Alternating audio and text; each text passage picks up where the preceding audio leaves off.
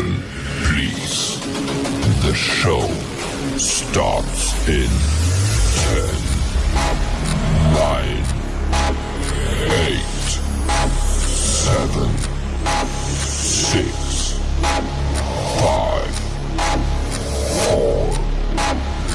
3, 2, 1, go. Anak-anak kami kelas 11 IPA dan 11 IPS. Tadi sudah Bapak absen. Sekarang kita mau memasuki materi pembelajaran kita. Materi pembelajaran ini harus dicatat, ya, harus dicatat, dan nanti pada mau berakhirnya semester ganjil akan dikumpul sebagai portofolio.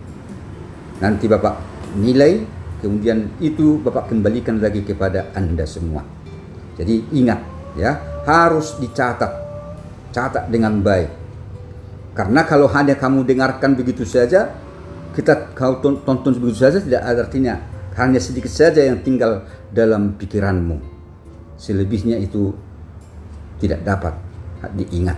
Jadi perlu Bapak ingatkan ini dari awal, supaya semua pembelajaran kita, ya, pembelajaran sejarah, ya, harus ditulis kembali melalui YouTube yang nanti Bapak kirimkan. Jadi baiklah, kita masuki materi kita ini. Bab 1, masuk dan berkembangnya kolonialisme dan imperialisme Eropa di Indonesia. Pertama kita lihat dulu tujuan pembelajaran.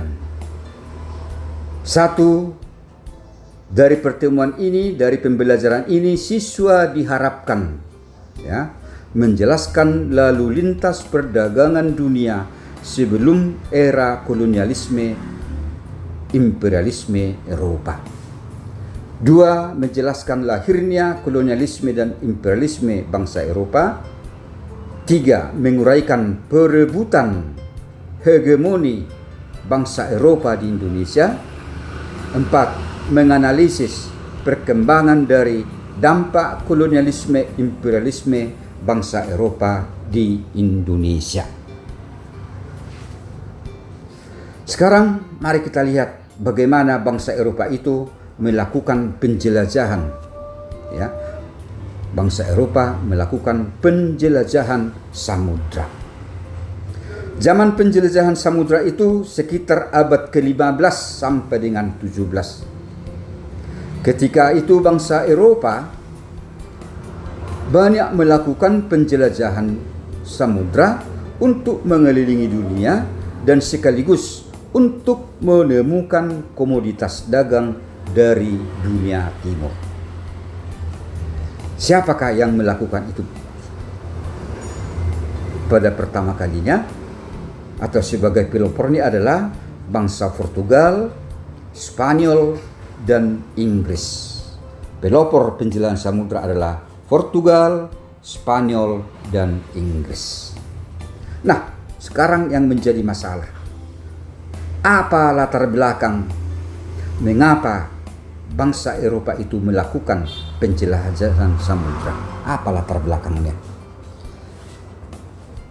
Latar belakang yang pertama adalah jatuhnya Konstantinopel pada tahun 1453 ke tangan Turki Ottoman atau Turki Utsmani. Konstantinopel itu adalah bagian dari Romawi Timur, ya.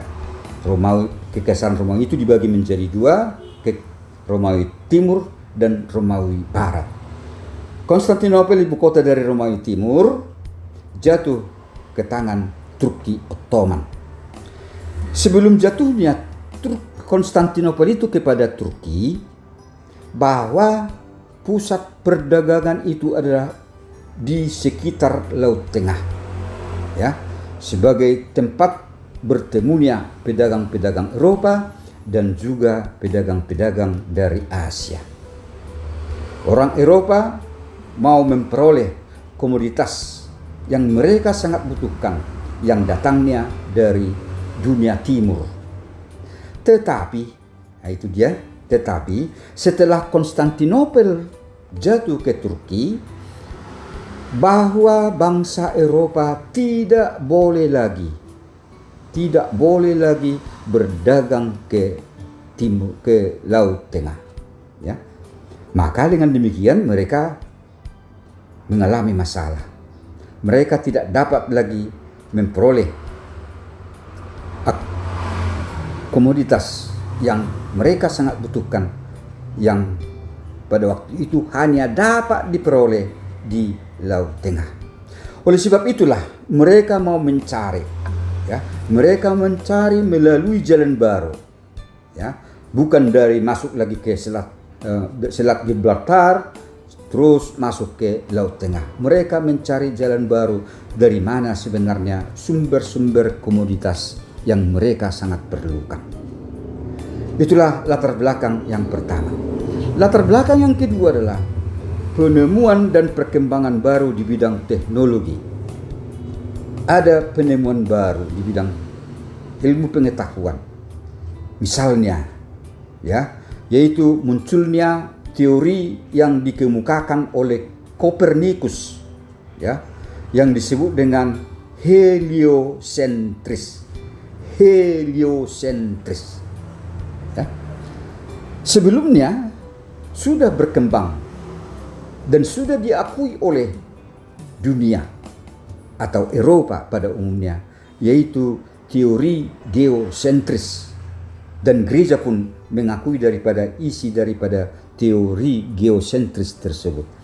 Apa yang dikemukakan oleh teori geosentris? Yang pertama adalah bumi sebagai pusat. Dua, bumi ini datar. Bumi datar. Yang ketiga, matahari mengelilingi bumi. Itulah pendapat sebelumnya dan sudah diakui oleh dunia pada waktu itu. Tetapi ketika itu berkembang, muncullah teori yang dikemukakan oleh Kopernikus. Ya, nama teorinya adalah heliosentris, matahari sebagai pusat. Ya, matahari sebagai pusat. Apa yang dikemukakan oleh teori heliosentris? Bumi itu bulat, ya, mataharilah sebagai pusat, bumi berputar mengelilingi matahari. Itulah contoh perbedaannya. Jadi terjadi kontradiksi, ya, perbedaan antara geosentris dengan heliosentris. Maka dengan ditemukannya heliosentris ini, bangsa-bangsa Eropa itu mau membuktikan benar tidaknya teori heliosentris tersebut. Apakah memang bumi itu bulat? Nah, itu dia latar belakangnya. Oke, latar belakang yang ketiga. Ada catatan perjalanan Marco Polo. Ya, Marco Polo itu adalah seorang Italia yang melakukan perjalanan dari Italia melalui perjalanan darat. Ya, dari Italia dia menyeberang ke Mesir, terus dari Mesir ke Arab, dari Arab terus sampai ke India. Dari India sampai dia ke Tiongkok. Di Tiongkok dia lama. Di Tiongkok. Maka untuk mengenang si Marco Polo ini, di Tiongkok itu ada satu jembatan, namanya Jembatan Marco Polo. Begitulah tentang Marco Polo. Ketika dia mau pulang ke Italia, dia melakukan perjalanan laut. Dia berlayar dari Tiongkok menuju Laut Cina Selatan, dari Laut Cina Selatan ke Selat Malaka, dari Selat Malaka terus ke Samudra Hindia, dari Samudra Hindia terus ke Laut Barat Afrika sampai ke Samudra Atlantik, dan akhirnya dia sampai di Italia. Ada catatan, ya, ada kroniknya. Apa rupanya yang dicatatkan oleh Marco Polo? Dia katakan, diceritakan bagaimana keindahan alam di dunia timur. Dikatakan bahwa dunia timur itu adalah surga. dunia timur itu banyak harta yang sangat melimpah. Nah, inilah yang beredar di Eropa pada waktu itu. Sehingga bangsa-bangsa Eropa pun mau menemukan tempat yang dikatakan oleh Marco Polo dalam catatan perjalanannya.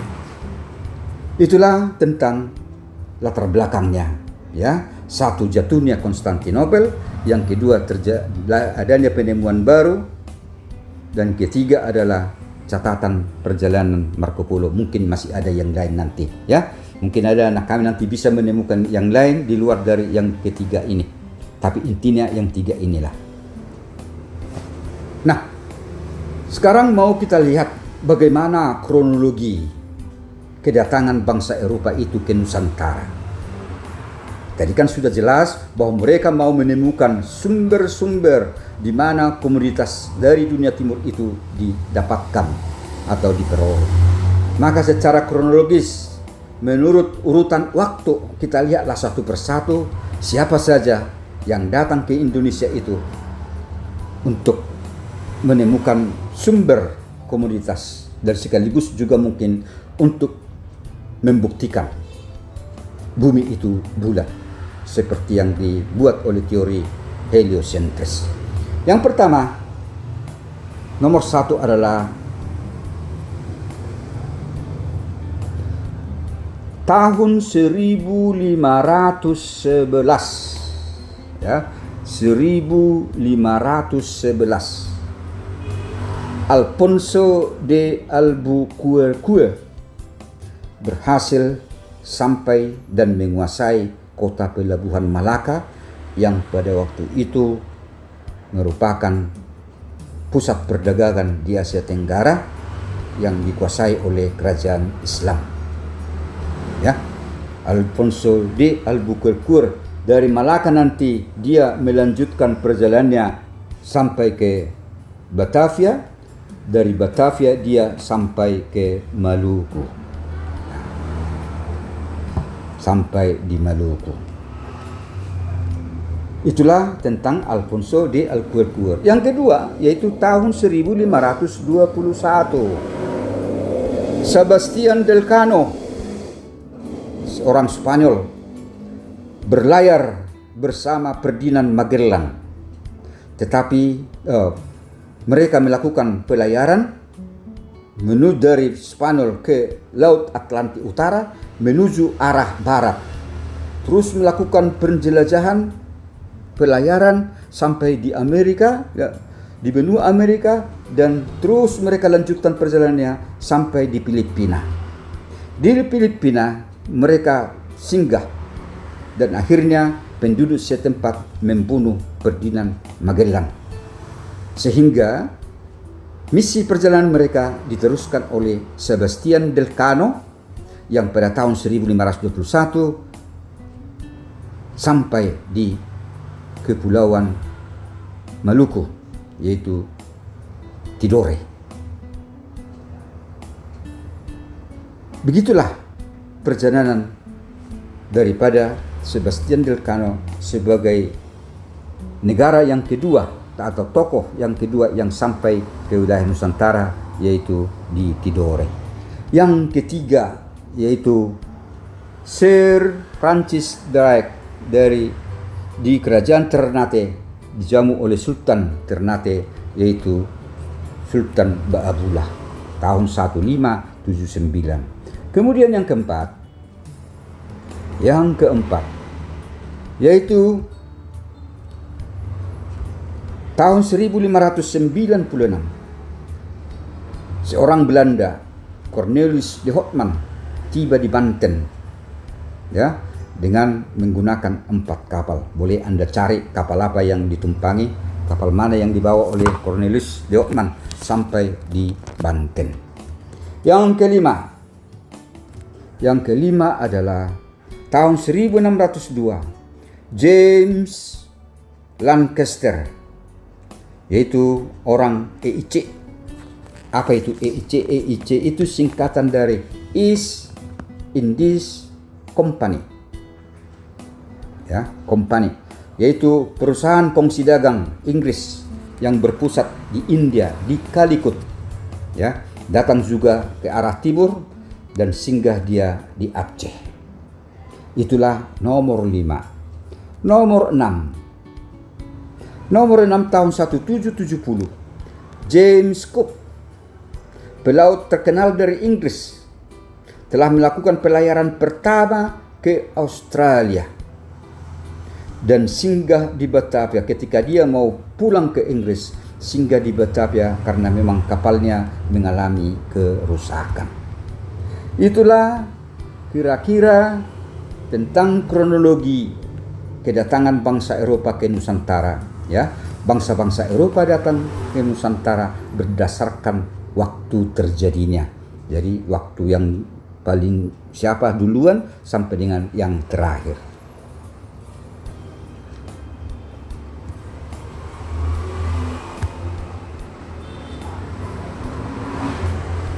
Maaf, ada kesalahan teknis. Sabar sebentar, ada kesalahan teknis. Ya. Baik, begitulah bangsa Eropa itu melakukan penjelajahan samudra sampai menemukan tempat-tempat sumber komoditas yang mereka sangat butuhkan di Eropa. Sekarang marilah kita masuk tentang kolonialisme dan imperialisme. Pertama dulu kita lihat dulu kolonialisme. Ya, kolonialisme. Kolonialisme itu berasal dari dua kata. Colone dan isme. Coloni artinya wilayah kekuasaan. Ya, isme paham.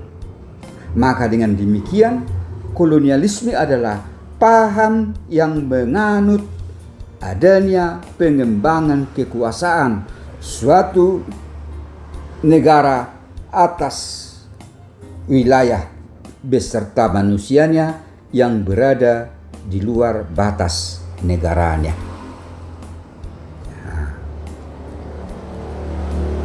Pengembangan kekuasaan atas suatu negara, atas wilayah beserta manusianya yang berada di luar batas negaranya.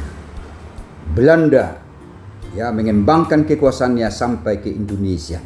Ya, Indonesia itu berada di luar batas negaranya. Demikian juga Inggris, ya, mengembangkan kekuasaannya sampai ke India, ya, sampai ke Malaysia, ya, sampai ke Afrika dan seterusnya.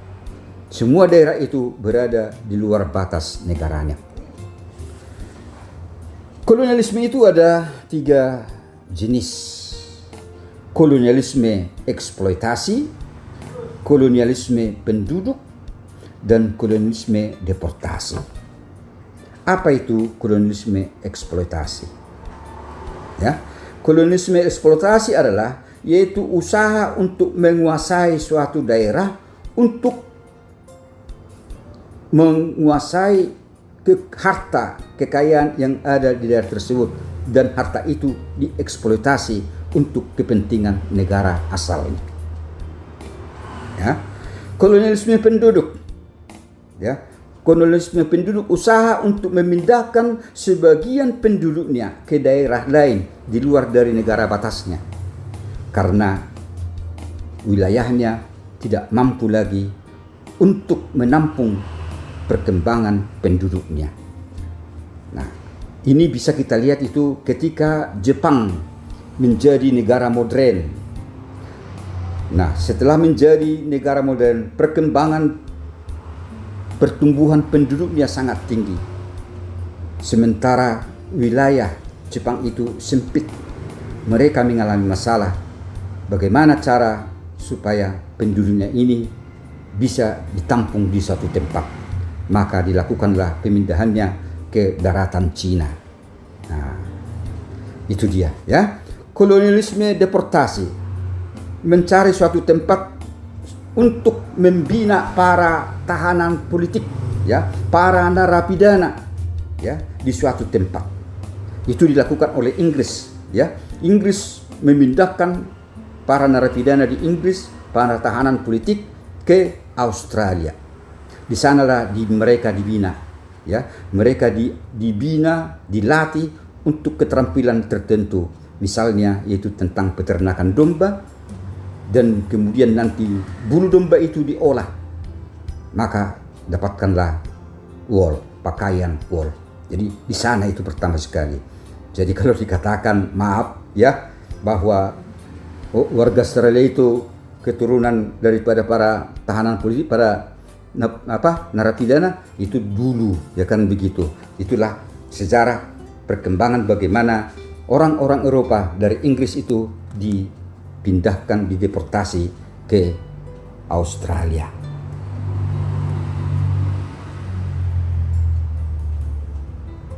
Nah, itu tentang kolonialisme. Sekarang imperialisme. Berasal dari kata imperium dan ism. Imperium and ism.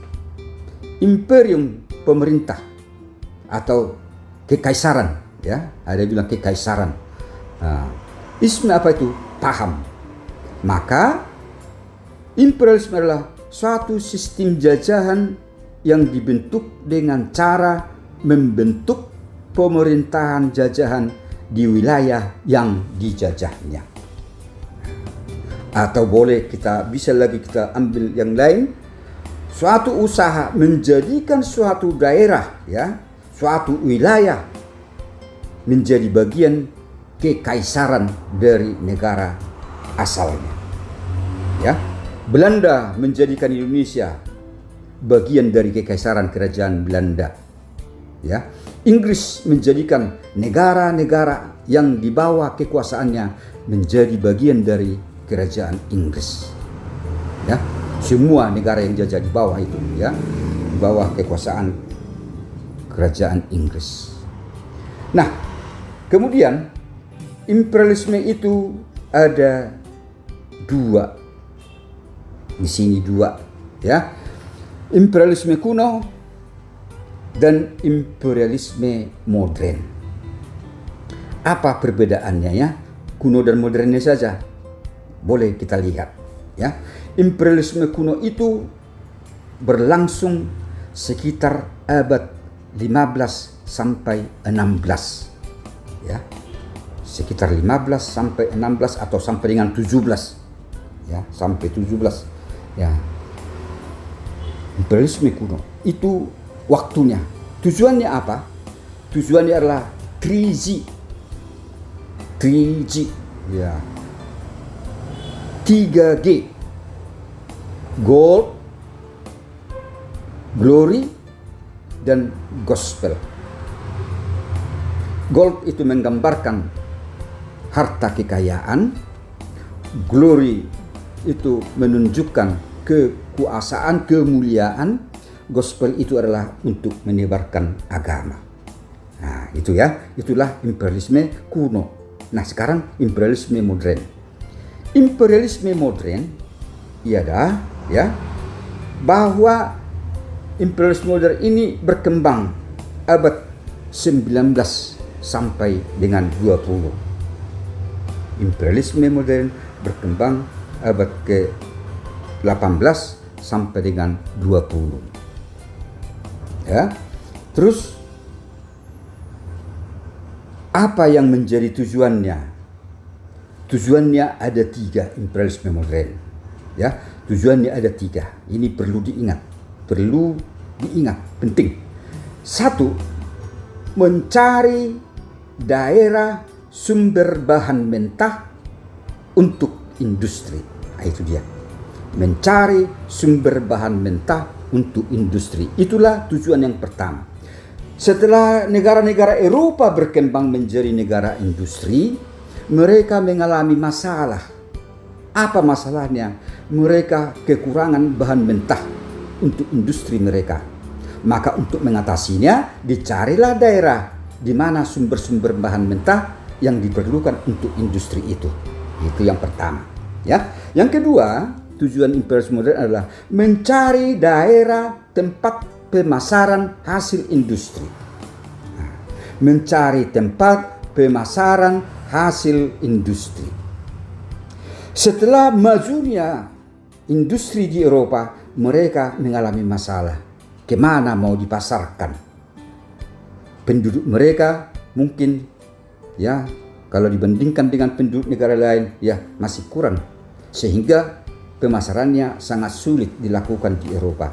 Maka jalan satu-satunya adalah mencari daerah di mana tempat memasarkan hasil industrinya.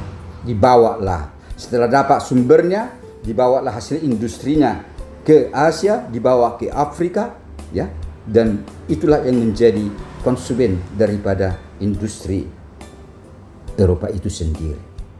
Nah, imperialisme kuno itu siapa pelopornya? Pelopornya adalah Portugal dan Spanyol. Kalau imperialisme modern siapa? Inggris, ya, Jepang termasuk dalamnya, satu-satunya negara Asia yang sebagai negara imperialisme modern, ya.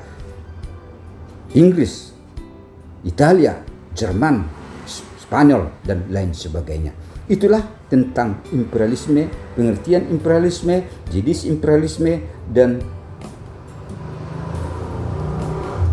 apa perbedaan imperialisme kuno dan modern. Sebenarnya kalau bisa kita tambahkan di sini ada satu lagi memang imperialisme itu, yaitu ultra imperialisme. Ultra imperialisme. Kalau di bahasa Indonesia kan ultra imperialisme. Apa itu? Ya. Ultra imperialisme adalah usaha untuk menguasai wilayah lain supaya dijadikan satu ideologi dengan mereka. Nah, ini dia. Beda, ya. Kalau yang tadi kuno dan modern itu menitik beratkan kepada harta, kekayaan, dan ya bagaimana supaya memperoleh keuntungan yang sangat besar. Dan kemudian siapa negaranya? Negaranya yang melakukan ini adalah Uni Soviet dan Amerika Serikat. Dulu Uni Soviet, tetapi sekitar tahun 1992 Uni Soviet runtuh, ya. Uni Soviet runtuh diganti dengan Rusia dan negara-negara yang sudah memisahkan diri dari Uni Soviet sendiri. Oh maaf, ada ketinggal tadi satu lagi rupanya. Imperialisme modern ini ada 3 tadi Bapak sampaikan, tapi yang baru Bapak sampaikan baru 2, ya kan? Imperialisme modern tadi 1 mencari daerah sumber bahan mentah untuk industri, mencari tempat sebagai pemasaran hasil industri. Yang ketiga satu lagi, tempat penanaman modal. Ini dia. Negara Eropa itu, imperialis itu berusaha menanamkan modalnya di suatu wilayah supaya bisa mereka menguasai sumber ekonomi yang ada di tempat itu dan memperoleh untung yang cukup besar. Itulah tentang imperialisme. Nah, demikian dulu anak-anakku yang bisa Bapak sampaikan. Baru nanti kita memasuki bagaimana bangsa-bangsa Eropa itu berkuasa di Indonesia sampai mereka harus terjadi perang untuk memperebutkan wilayah Indonesia. Sampai demikian dulu, nanti akan kita lanjutkan. Anda tulislah dulu ini semua, kemudian nanti kita akan tanya jawab. Ya, nanti kita tanya jawab sekitar jam 9 kurang 20 atau setengah 9. Nanti akan kita tanya jawab. Demikian dulu, mudah-mudahan dapat dimengerti. Nanti pada ada session untuk tanya jawab jam 8.30, ya. Nanti kalau ada yang kurang jelas boleh ditanya di sana.